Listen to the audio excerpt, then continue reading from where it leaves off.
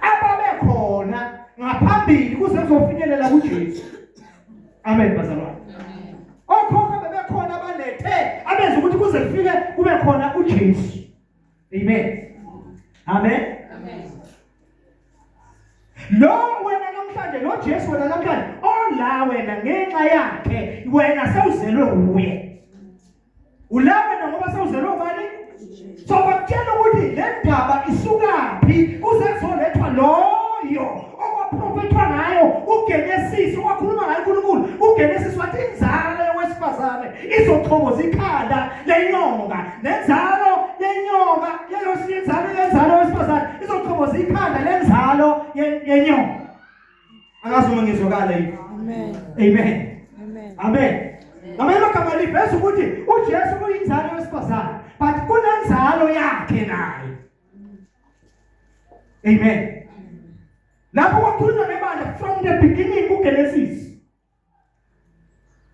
Kwakhulunywa nawe ngokuzalwa kwakho ukuthi wena ukhona uyeza ofanelekile ukuthi uzokwenza njani uzofika azale ibandla. Amen. Amen. Hallelujah. Amen. Manje leli bandla engikhuluma ngalo mhlambe ngesithi ukuphela isithombe ngalo ofanele ube naso ngalo. Uthi uJesu mayekhuluma ngelinye ilanga ku Luke chapter 12 verse 49. Ngicela sifunde.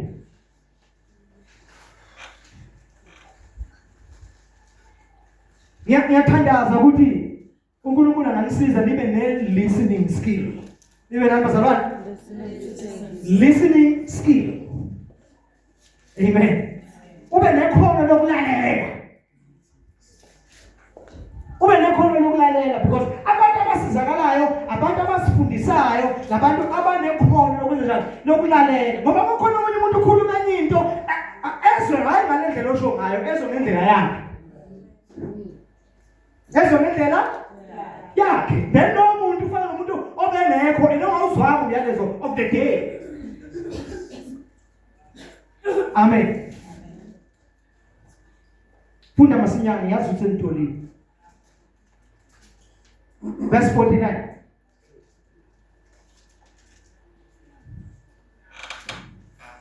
Msabhekane nehlweni. Nombani uyafunda bazalwane. Nombani uyaqhuma nje bese etolile uyaqhuma futhi. And umuntu ofundayo yena ovama ukuba student esingcono mesini. Amen. No Jesu wayinjalo uzabe student esingcono. Kwakumkhuba wakhe funda. Funda. Oh, ayangifundele. Akaphamisa ivoice afunde. Uma ngenyawo khona sizokuzwa kahle. Okusemncane futhi. Kodwa masumdala hayi funde nje uhleli phansi. Bonke abazalwa naye nabesifazane abamlandela. Hayi. Ubani ufunda kuye sisi? Funda bencwadi kabani? Luke 12 verse Oh, funa nje correct afunda funde yena futhi. Singamdikibalisi. 49. Mhlambe yimi kodwa ngibiza wrong phela. Ngibuza ukuthi ufunda kuphi. Luka 12 verse 49 ne? Awufundele sisize ukuthi ikho yini. Ngize ukuphonsa umlilo emhlabeni. Benifunisisa kangakanani ukuba ngasekhetho. Ngize ukuphonsa umlilo emhlabeni. Benifunisisa kangakanani ukuba ngasekhetho. Ya. Yazi ukuthi uyakwazi ukufunda lethi udidwa indaba yesiZulu. Amen. Khona masifundela ngesilungu. Luke 12 verse 49. Isihloko sithi Jesus will cause conflict. I have come to throw fire on the earth. I wish that it had already started. Awuphinde futhi. I have come to throw fire on the earth. I wish that it had already started. I have come to throw fire on the earth. I wish that it had already started. Amen. Amen. Uthi ngize ukuzophonsa umlilo emhlabeni. Uthi bengifunisisa kangakanani ukuthi ngabe sewophele. Amen bazalwane. ukuthi ngabe sawokhela. Ngamanye amagama ukhuluma la bathi ngizokokhela umlilo emhlabeni. Ukhuluma ngento azoyiletha emhlabeni. Ukhuluma ngento azoyiletha emhlabeni azothi mayiseyilethile wahamba yena. Usale kunomlilo kazokhela. Umlilo obhebhethekayo, umlilo odlakwazayo. Khuluma ngebandla. Khuluma ngani? Ngebandla. Now, if njengoba silamazwi uJesu wakhuluma kanje bese ubheka ibandla, bebhekana uJesu ayishoyo ngebandla, ubheka ibandla, uzobona ukuthi izinto ezimbili ezingafani. Izinto ezimbili ezihlukene. Kube ngathi izwi likaJesu noma uJesu ukhuluma izinto zingenzeki. I-problem sinabantu abanga-understandi nabangazi ukuthi lo yini ubizo lwabo, nabangazi ukuthi ukuze bayithuke sebesebandleni yini into ebalulekile, yini into ewumsebenzi wabo ebandleni. Amen. Hallelujah. Ngisho afunde abantu. Amen. Basalwane mangiza lapha ngilele nje busuku ngine problem yokuthi ngiyazi ufanele ukukhuluma ngabantu bathi angazi ngizokhuluma kanjani angazi ukuthi ngizothi I feel ukuthi lento yokukhuluma ngayo is bigger than me ingaphezulu kwami ukuthi ngakwazi ukuthi ngiyilethe. Amen. But it is important ukuthi abantu bayazi. Amen. But engazi yabona nje uma ashobe ngibona mangikhetha lokho ngiphenya phenya iBhayibheli ithi uNkulunkulu wami kodwa ngizophila. Amen. So mawuqhubeka futhi ufunde khona lapho uzwe ukuthi uthini uJesu. U50 uthi I have a baptism to go through and I will suffer until it's over. 49. I have come to draw fire on the earth. I wish that it had already started. I have a baptism to go through and I will suffer until it's over. Okay. Funda ngesizulu. Kala 49 usebehlana. Ngize ukuphonsa umlilo emhlabeni bengifunisisa kangakanani ukuba ngasewokhele. Kepha ngino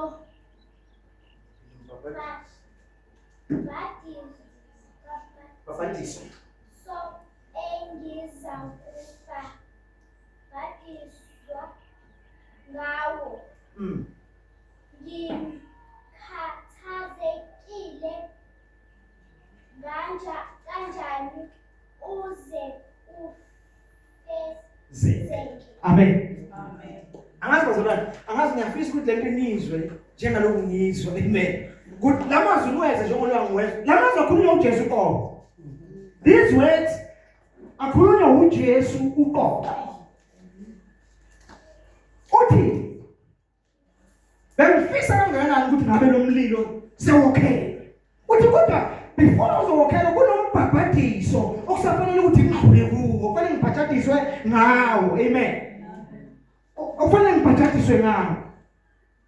Uthi bengifisa ukuthi ngabe sewenze njani sekwenzekile lo mbhabhadiso. Manje khuluma ngombhabhadiso, ukhuluma ngezinhlupheko asazodlula kuzona lesibazalwane. Ukhuluma ngezinhlupheko asazodlula kuzona. Ngoba uma ngabe umntwana kaNkulunkulu miningi mbhabhadiso kufanele udlule kuyo. Amen. Hallelujah. Kunombhabhadiso uphenduka, umbhabhadiso kaJohane. Amen. Umbhabhadiso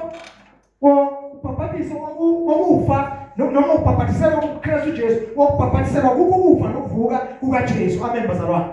Amen. Bese kuba yini umbhabhadiso? Okhulunywa manje umbhabhadiso weyinhlupheko. Amen. Uyabona ibandla lokaqala abantu abayibamba lento ukuzifike lakithi siyithole thina babuya enhluphekweni ezinzima kahle. Kodwa phezulu kwalezo inhlupheko baqhubeke baya phambili because yini into benza baqhubeke baya phambili la bebe understanda inselelo abashiwe nayo. Bebe understanda inselelo abashiwe nayo. Futhi uma ngabheka ukubandla liqala uzobona lo muntu akhulume ngawo athi umlilo kaZokhele uzobona ibandla lisaqala ukuthi ivangeli belinamandla kangakanani ivangeli belinsimbi ezinyithi mawufunda kwizenzo chapter 2 ulibheka imandla ukuthi belinjani awufanele ngabe thina njengebandla lakamuva sihamba in greater powers kunebandla lokuqala amen but uma ubheka lamazwi ashiwo uJesu ubheka ibandla uyabona ukuthi izinto embili eziphambanayo ezingafani yini yenza lokho na indaba yokuthi sisebandleni sinabantu abangazi ukuthi bakuphi mabesebandleni sinabantu abangena ebandleni bangazi ukuthi kuba sebandleni it means ukuthi uwubizo ubizo bafowethu yinto enzima enezingozi ubizo lunezingozi phakathi amen ubizo into ubizo akusilo noma ubani yingakho uJesu ngelinye ilanga uthi othanda ukuphila kwakhe kulelizwe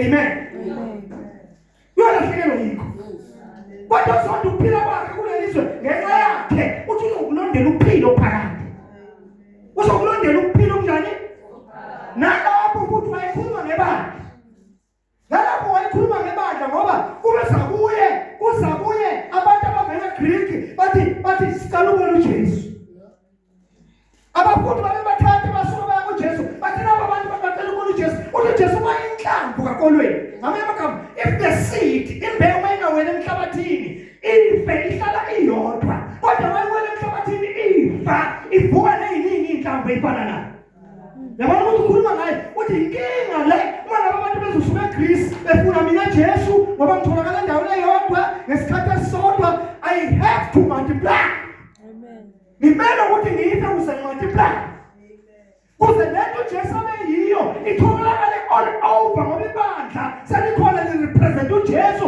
wherever la kukhona khona ibandla ungabheka impilo kaJesu lapho bakhona uJesu bekuneyinkumbulo zabantu bonke nalona begijimela khona lapho khona uJesu bekunesibusiso lapho khona uJesu bekunokuphila kwabantu lapho khona uJesu kunomoya kaNkulunkulu kunepresence kaNkulunkulu khona amen lapho khona uJesu amadimoni bengakhululeki abehlewula akashongo lutho ngawe athi sinomsebenzi muni ngawe ndodana kaNkulunkulu uzosihlupha isikhathi singafiki yilento ke athi uzoyishiya emhlabeni umlilo kaZokhele amen thina siyinzalo yakhe njengebandla sizelwe uye njengoba balokhokho lapha bebalo bonke labokhokho abalethe yena emhlabeni babona ukuze wazi ukuthi injongo yokhona kwabo is to bring Jesus to brought Jesus here on earth ukuletha uJesu la emhlabeni amen but uJesu yena umsebenzi wakhe omkhulu ukuthi uma ehamba emhlabeni ashiye ibandla eliwumlilo kaZokhele amen hallelujah now see the problem sinabantu abangaqondi ukuthi kuzokuthini ngoba sibangene that's why abwe ibandla aliyakazisi lutho aliyakazisi sinalebandla leli okukhulunywa ngalo encwadini sesambulo elithi sicebile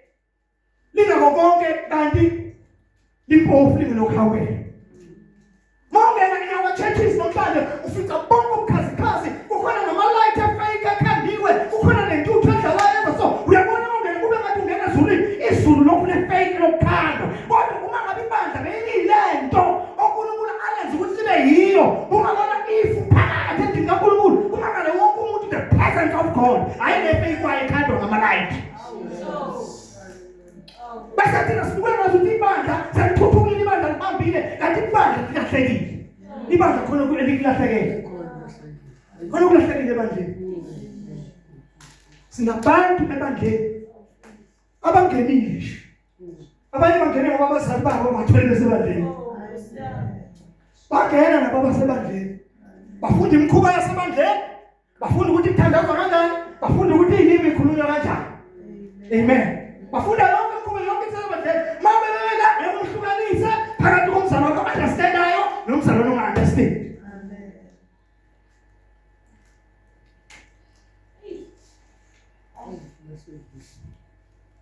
amen ngibonga igama lenkosi Ngalibonga igama likaJesu.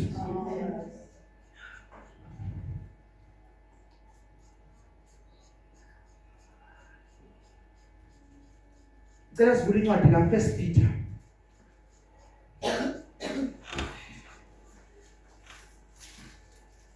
Ngifuna ukuhamba slowly man. Why ngihamba slowly? Ngifuna ukuhamba slowly. First Peter. Kuna nje amazwi ajwayelekile. Nawo phela ajwayelekile kwabajwayelene neBhayibheli. Amen. Ajwayelekile. Kodwa mawungajwayeli iBhayibheli. Strange. I new to you. Masha kuwe. And njengoba masha nje vele kusho ukuthi awazi ukuthi athini aqondana phi nawe. Amen. Hallelujah. Wena ungena kanjani kuwo?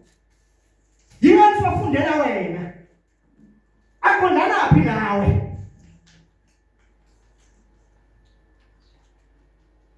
Siyafunda bazalwane. Khona setholile. Ngifuna uverse. Kama siqala verse 5 noma wo. Angavuli mina kodwa singiyaqagela nje ukuthi masingaqala ku5 sizoyithola umongo wendaba. Mina khona sesenzela wena njalo ukuthi uyabhoreka makufuna. Ukuba ungabhoreki soyiqala la iqala khona. Undani phela bafowethu. No dadewethu. Thembelekile. Njengalokhu uJesu ethembelekile, nami ngithembelekile. Ntoni? Uthatha ukwashaya ngenkulu zonke asiboni. Take First Peter chapter 1. Noma chapter 2. Uzobona nje la ufaka ufundo 5. Funda kuqala funda chapter 2 ya. Chapter 1 verse 5 ya. Masinyana. Uzozwa uma mesikona ngithi ngize ukuthi ufunde ngizozwa ukuthi sofike khona nje masikona. First Peter chapter 1 verse 5. Yeah. Since you have guarded by God's power through faith for a salvation that is ready to Okay, mana. Hiyo nayo leo kwenda sishiye. See chapter 5. Chapter 2 verse 5. Kona na. Amazwi ajwayelekile. Chapter 2 verse 5 uthi, you come to him as living stones, a spiritual house that is being built into a holy priesthood, so offer spiritual sacrifices that God accepts through Jesus Christ. Okay, ngikufundela ngesizulu. Nakhiwe njengamatshe aphilileyo nibe yindlu yomoya uKristu ongcwele ninikele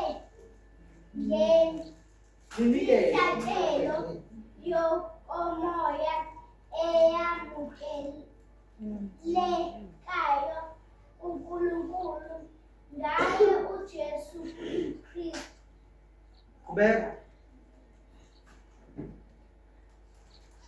Ngokuba kukhona embhalweni ukuthi bhekani ngibe Kubeka isiyoni. isiyoni itshe legumbi elikhethekileyo eliyigugu okholwa yilo akasoze ajabiswa.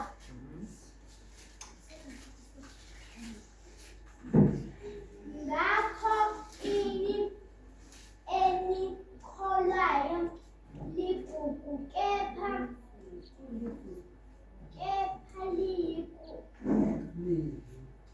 liyigugu kepha kwabangakholwa yike abalincabayo Abanincabayo yilona